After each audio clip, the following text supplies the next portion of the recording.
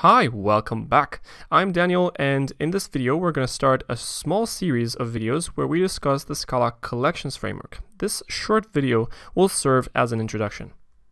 Now, Scala in the standard collections library offers both mutable and immutable collections. By now, I think you know what mutable and immutable means. Mutable collections can be changed in place, where immutable collections cannot. So you need to instantiate a new collection every time you need to make a change. Now, the Scala standard library has type definitions or type aliases for immutable collections. So we're actually using the immutable versions by default. So let's talk about immutable collections. So immutable collections are in a huge hierarchy starting from traversable, which is the mother of all collections. These reside in the Scala collections immutable package, and you'll find them all in there. Now, traversable is extended by the iterable trait, which in turn is extended by the major collections types. Sets are the type of collections that do not contain duplicates. For example, hash sets and sorted sets. Maps make the associations between keys and values. And sequences are the kind of collections that can be traversed in a set order. And the major kinds of sequences are indexed sequences and linear sequences. Indexed sequences have the property that it can be quickly accessed. So vectors, strings, and ranges are three examples in which the elements can be accessed in constant time. Linear sequences do not have this property. Linear sequences only guarantee, in some form, the ordering of elements.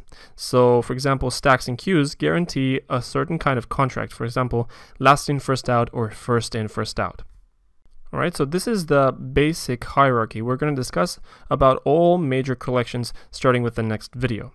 Now, mutable collections can be found in the Scala collections mutable package, and the hierarchy mirrors the immutable hierarchy very closely. So we have the traversable trait, then the iterable trait, and then we have sets, sequences, and maps, which are the basic traits. But then the actual implementations for mutable collections differ slightly. So for sets, we have hash sets and linked hash sets. For map, we have hash map and multi-map, and for sequences, we have these guys: index sequences, buffer, and linear sequences. And we have lower level implementations of these traits. So for example, we have string builder and array buffer and list buffer, and you also see array buffer extending multiple traits.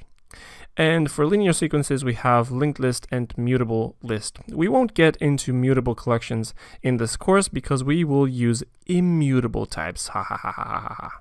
So you saw that traversable is basically the mother of all our collections, and this offers basically everything that we need. It offers map, flat map, and filter. It has conversions in between collections. It has size information methods like isEmpty or size. It has tests that it can apply to some or all the elements within. It has folds and reduces. It has retrieval and indexing. It also has string operations for pretty printing. And I am Daniel, and I will see you in the next video where we start to see things in practice.